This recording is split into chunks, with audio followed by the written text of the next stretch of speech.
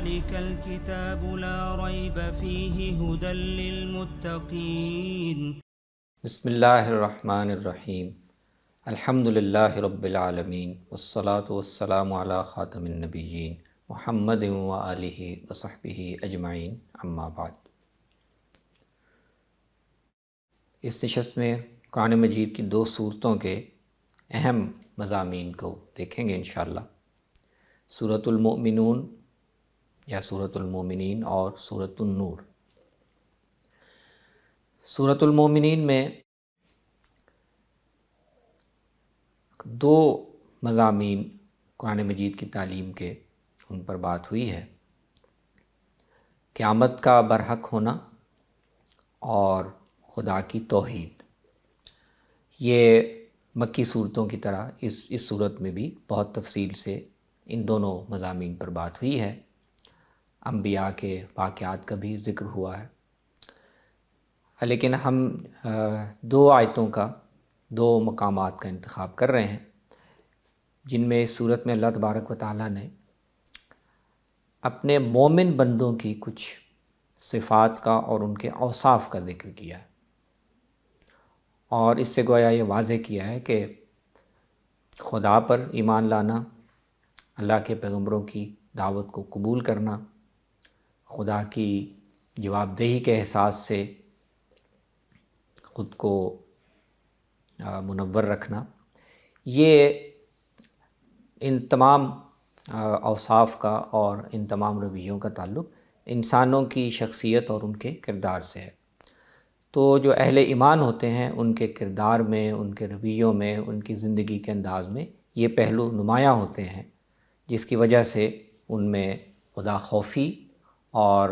ایمان اور اللہ کے رسولوں کی دعوت کو قبول کرنے کے جیسے رویے پھر پیدا ہوتے ہیں۔ تو سورت کی پہلی 11 آیات میں اللہ تعالیٰ نے یہ بشارت دے کر اہل ایمان کی بعض خصوصیات کا اور بعض اوصاف کا ذکر کیا ہے۔ قد افلح المؤمنون، ایمان لانے والے کامیاب ہیں، اور یہ ایمان لانے والے وہ ہیں کہ جن کے ایمان کا اظہار ان کے عمل میں، ان کے کردار میں، ان کے رویوں میں ہوتا ہے۔ تو ان کے کردار کے اور ان کے عمل کے کچھ پہلو اگلی آیات میں اللہ تعالیٰ نے نمایاں کیے ہیں۔ تو ایک وصف یہ بیان کیا ہے کہ وہ اپنی نماز میں عاجزی کرنے والے ہوتے ہیں۔ ان کی عبادت اور ان کی نماز خدا کے سامنے عاجزی سے، تضرع سے اور خضوع سے عبارت ہوتی ہے۔ پھر یہ وصف بیان کیا ہے کہ وہ بیہودہ اور بے مقصد باتوں سے دور رہتے ہیں، ان کی زندگی کی سرگرمی بامقصد کاموں میں مشغولیت ہوتی ہے۔ پھر یہ ذکر کیا کہ وہ زکوٰۃ ادا کرنے والے ہوتے ہیں۔ پھر یہ ذکر کیا کہ وہ اپنے شرمگاہوں کی حفاظت کرنے والے ہوتے ہیں، اپنے جنسی جذبات کو حدود کے اندر رکھتے ہیں۔ پھر یہ ذکر کیا کہ ان کے پاس جو امانت ہو اس کی بھی پوری نگہبانی کرتے ہیں، اور انہوں نے کوئی وعدہ، کوئی پیمان کیا ہو تو اس کو بھی پوری طرح محفوظ رکھتے ہیں، اس کو ادا کرنے کی کوشش کرتے ہیں۔ پھر یہ ذکر کیا کہ وہ اپنی نمازوں کی پابندی بھی کرتے ہیں، نماز کے بارے میں غفلت یا سستی کا شکار نہیں ہوتے، پابندی سے بر وقت تمام حدود اور آداب کے ساتھ نمازوں کی ادائیگی کرتے ہیں۔ اور آخر میں پھر بشارت دی ہے، اولئک ھم الوارثون، یہی کامیاب ہیں، اور اللہ تعالیٰ کے ہاں یہی لوگ جنت الفردوس کے وارث بھی ہوں گے۔ ان کے حسن عمل کے، حسن کردار کے یہ پہلو ہیں جو انہیں جنت کا حقدار بناتے ہیں۔ اسی پہلو کو آگے چل کر آیت نمبر 57 سے 61 میں، 2-3 آیات میں اللہ تعالیٰ نے دوبارہ اہل ایمان کے کچھ اوصاف نمایاں کیے ہیں۔ تو یہاں ارشاد فرمایا، ان الذین ھم من خشیۃ ربہم مشفقون، بے شک وہ لوگ جو اپنے رب کے خوف سے، اپنے رب کی ہیبت سے ڈرے ہوئے رہتے ہیں، ان کے دلوں پر خدا کا خوف اور خدا کے سامنے پیش ہونے اور جواب دہی کا احساس، یہ ان کے دل اس سے معمور ہوتے ہیں۔ پھر یہ وصف بیان کیا کہ وہ اللہ کی نشانیوں پر، اللہ کی آیات پر ایمان لاتے ہیں۔ خدا خوفی کی وجہ سے ان کے لیے یہ ممکن نہیں ہوتا کہ وہ خدا کی نشانیوں کو، خدا کی آیات کو دیکھیں اور اس سے اعراض کریں، اور اسی وجہ سے یہ پھر اپنے رب کے ساتھ کسی کو شریک نہیں ٹھہراتے۔ ایمان اور خدا کا تقویٰ چونکہ بالکل صحیح جگہ پر ہوتا ہے تو ان کے ہاں شرک کا رویہ پیدا نہیں ہوتا۔ پھر یہ فرمایا کہ یہ لوگ جب کچھ خرچ کرتے ہیں، کچھ دنیا میں دیتے دلاتے ہیں، اپنے مال میں سے انفاق کرتے ہیں، تو اس میں بھی یہ احساس بہت غالب ہوتا ہے کہ ہم نے اپنے رب کے پاس حاضر ہونا ہے، ہم نے اس کو جواب دینا ہے۔ تو انفاق میں اور لوگوں کو دینے دلانے میں بھی ان کے ہاں خدا خوفی کا، خدا کے ڈر کا کی جو کیفیت ہوتی ہے وہ بہت غالب ہوتی ہے۔ ہمارا کہ انہی اوصاف کی وجہ سے کہ چونکہ یہ خدا کے خوف سے ان کے دل معمور ہوتے ہیں، اللہ کی نشانیوں پر ایمان رکھتے ہیں، شرک نہیں کرتے، تو اصل میں یہی لوگ ہیں جو بھلائی کے کاموں میں، نیکی کے کاموں میں تیزی سے آگے بڑھتے ہیں اور اس کی طرف سبقت لے جانے کی کوشش کرتے ہیں۔ تو سورۃ المومنین میں ان دو مقامات میں اللہ تعالیٰ نے اہل ایمان کے بعد اوصاف کو نمایاں کیا۔ اس کے بعد سورۃ النور میں قرآن کی جو بنیادی تعلیم ہے، توحید اور رسالت اور اہل ایمان کے لیے کامیابی اور فتح کی بشارت یہ بھی ہے، لیکن اس صورت کے مضامین میں ایک خاص پہلو سے مسلمان معاشرے اور مسلمانوں کے کردار کی تطہیر اور اس کو پاکیزہ بنانا، یہ اس کی تعلیمات میں مقصود ہے۔ جنسی جذبہ، جنسی رویے اور اس میں بے اعتدالی یہ انسانی معاشروں میں پائی جاتی ہے۔ تو اہل ایمان کا معاشرہ اور ان کے افراد کے رویے اس حوالے سے کیسے ہونے چاہیے، اور اس میں بے اعتدالی پیدا ہو تو اس کی تطہیر یا اس کی اصلاح کیسے کرنی چاہیے، یہ اس صورت کا خاص موضوع ہے۔ تو 3-4 اہم پہلوؤں سے اللہ تعالیٰ نے اس میں معاشرتی پاکیزگی کے اور جنسی جذبے کو حدود میں رکھنے کے آداب بیان کیے۔ تو آیت نمبر 2 میں سب سے پہلے تو بدکاری کی سزا بیان کی ہے۔ تو یہ بیان فرمایا ہے کہ بدکاری یہ مسلمان معاشرے میں اللہ تعالیٰ کے حدود اور اس کے احکام کے مطابق ایک جرم ہے۔ بدکاری کا ارتکاب مرد کرے یا عورت کرے اس کے لیے سزا مقرر کی گئی ہے۔ الزانیۃ والزانی فاجلدوا کل واحد منہما 100 جلدہ۔ بدکار عورت ہو، بدکار مرد ہو، ان دونوں کی سزا یہ ہے کہ ہر ایک کو 100 درے لگائے جائیں۔ اور ایک اور ہدایت اس میں یہ بیان فرمائی، وَلَا تَأْخُذْكُمْ بِهِمَا رَأْفَةٌ فِي دِينِ اللَّهِ۔ اس سزا کو نافذ کرنے میں مسلمانوں پر ان کے دل میں ترس اور نرمی کا جذبہ یہ غالب نہ آئے، اس سزا کو بغیر کسی رعایت کے مرد عورت دونوں پر نافذ کریں۔ ان کنتم تؤمنون باللہ والیوم الآخر، اگر حقیقت میں اللہ اور یوم آخرت پر ایمان رکھتے ہو۔ اور ایک اور ہدایت یہ بھی بیان فرمائی کہ یہ سزا ان کو چوری چھپے خفیہ میں نہیں دی جائے گی، وَلْيَشْهَدْ عَذَابَهُمَا طَائِفَةٌ مِّنَ الْمُؤْمِنِينَ، یہ لوگوں کے سامنے دی جائے گی۔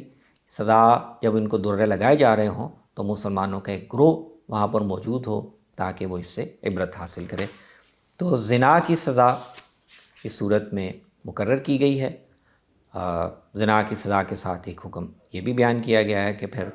جس زانی مرد یا عورت کو اس طرح سزا دے دی جائے اور وہ ایک ڈکلیئرڈ مجرم بدکاری کا قرار پائے، اس کے ساتھ پھر کوئی پاکیزہ کردار والا مرد یا عورت شادی نہیں کر سکتے۔ زانی مرد پھر کسی دوسری زانی عورت کے ساتھ ہی نکاح کر سکتا ہے، اور زانی عورت کے ساتھ کوئی دوسرا زانی مرد نکاح کر سکتا ہے۔ اہل ایمان پر یہ نکاح حرام کر دیا گیا ہے۔ دوسری ہدایت اس صورت میں اخلاق و کردار کی تطہیر کے حوالے سے وہ یہ بیان کی گئی کہ جیسے زنا اور بدکاری جرم ہے، تو مسلمان پاک دامن خواتین پر اور اسی طرح مردوں پر بدکاری کا جھوٹا الزام لگانا بھی اتنا ہی بڑا جرم ہے، اور بغیر تحقیق کے کسی کے بارے میں کسی افواہ کو لے کر پھیلانا، اس کی اشاعت کرنا، یہ بھی بہت بڑا جرم ہے، تو اس کی سزا بھی مقرر کی گئی ہے، اور یہ مقرر کی گئی ہے کہ یہ آیت نمبر 4 میں بیان ہوئی ہے، اور اس کی تفصیلات اس سے آگے کئی آیات میں ذکر ہوئی ہیں۔ والذین یرمون المحصنات ثم لم یأتوا بأربعۃ شہداء فاجلدوہم 80 جلدہ، جو لوگ پاک دامن اور اچھی شہرت رکھنے والی خواتین پر بدکاری کا الزام لگائیں اور پھر اس پر 4 گواہ پیش نہ کر سکیں، تو اس پر ان الزام لگانے والوں کو سزا دی جائے گی، 80 کوڑے ان کو لگائے جائیں گے، اور دوسری سزا ان کی یہ ہوگی کہ پھر کسی معاملے میں ان کی گواہی کبھی قبول نہیں کی جائے گی۔ تو قذف، جھوٹا الزام عائد کرنا، یہ بھی شریعت کی نظر میں اتنا ہی جرم ہے۔ اس پر دنیا میں جو سزا ہے اس کا بھی ذکر کیا گیا ہے، آخرت میں اللہ تعالیٰ اس پر جیسے مواخذہ کریں گے اس کا بھی ذکر کیا گیا ہے۔ تو دوسرا اہم پہلو مسلمان معاشرے کی تطہیر کا وہ یہ ہے کہ اس میں شریف لوگوں پر، اچھے کردار کے لوگوں پر جھوٹے الزام نہ لگائے جائیں، بغیر تحقیق کے، بغیر ثبوت کے لوگوں کی کریکٹر، لوگوں کی کردار کشی نہ کی جائے۔ آیت نمبر 28 اور اس کے مابعد آیات میں ایک تیسرا پہلو ذکر کیا گیا ہے،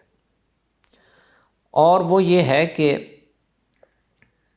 مسلمانوں کو ایک دوسرے سے میل ملاقات میں ایک دوسرے کے گھروں میں آتے جاتے ہوئے بھی اس کا لحاظ رکھنا چاہیے کہ گھروں کی جو پرائیویسی ہے، گھروں کا جو نجی ماحول ہے، اس کی حفاظت ہو، اس میں دراندازی نہ ہو، اور آنے جانے کے آداب میں، اسی طرح میل ملاقات کے اوقات میں اس بات کا اہتمام رہے کہ گھروں کے اندر لوگوں کو جو ایک محفوظ ماحول میسر ہے، ان کو جو ایک ان کا ایک نجی دائرہ ہے، اس میں دخل نہ دیا جائے۔ تو آیت نمبر 27 میں یہ ارشاد فرمایا، یا ایھا الذین آمنوا لا تدخلوا بیوتا غیر بیوتکم حتی تستأنسوا وتسلموا علی اہلہا، اہل ایمان جب اپنے گھروں کے علاوہ دوسرے لوگوں کے گھروں میں جانا چاہیں تو اس کے لیے ضروری ہے کہ وہ بے دھڑک، بغیر اطلاع کے اندر نہ گھس جائیں، وہ دروازے پر پہنچ کر تعارف اور پہچان کروائیں اور سلام کریں اور اجازت طلب کریں۔ اجازت دی جائے تو اندر چلے جائیں، اور اگر اجازت نہ دی جائے، کسی وجہ سے گھر کے لوگ اس وقت ملنا مناسب نہیں سمجھتے، تو پھر اس پر دل میں کوئی ملال محسوس نہ کیا جائے، بلکہ وہاں سے واپسی اختیار کر لی جائے۔ اسی حکم کی کچھ تفصیلات آگے چل کر سورہ کی آیت نمبر 58 اور 59 اور 60، 61 میں بھی بیان کی گئی ہیں، اور اس میں یہ بتایا گیا ہے کہ دوسروں کے گھروں میں جانے کے ساتھ ساتھ خود اپنے گھروں میں آتے ہوئے بھی جو گھر کے ملازم ہیں یا گھر کے چھوٹے بچے ہیں، یہ عام اوقات میں تو بلا اجازت گھر میں آ جا سکتے ہیں، لیکن ایسے اوقات جن میں آرام کا، زائد کپڑے اتار دینے کا وقت ہو سکتا ہے، اور گھر کی خواتین ایسی حالت میں ہو سکتی ہیں کہ ان کے جسم پر پورا لباس نہ ہو، تو ایسے اوقات میں گھر کے ملازم بھی اور گھر کے چھوٹے بچے بھی اندر آنے سے پہلے اجازت طلب کریں۔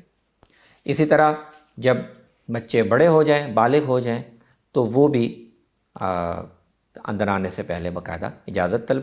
طلب کیا کریں۔ تو ان ہدایات کی کچھ تفصیل ان آیات میں بھی ذکر کی گئی ہے۔ چوتھا اہم پہلو اس صورت میں جو تعلیم کیا گیا ہے وہ آیت نمبر 30 اور 31 میں ذکر ہوا ہے، اور اس کا تعلق ایسی حالت یا ایسی کیفیت سے ہے جب ایسے مرد اور خواتین جن کا آپس میں محرمی رشتہ نہیں ہے، وہ گھر کے اندر کسی ماحول میں کسی موقع پر اکٹھے ہوں، تو اس موقع پر نگاہوں کی حفاظت اور لباس کے آداب اور اسی طرح زیب و زینت کے اظہار کے حوالے سے کن حدود کی پابندی ان کو کرنی چاہیے، وہ ان آیات میں ذکر کیا گیا ہے۔ تو فرمایا کہ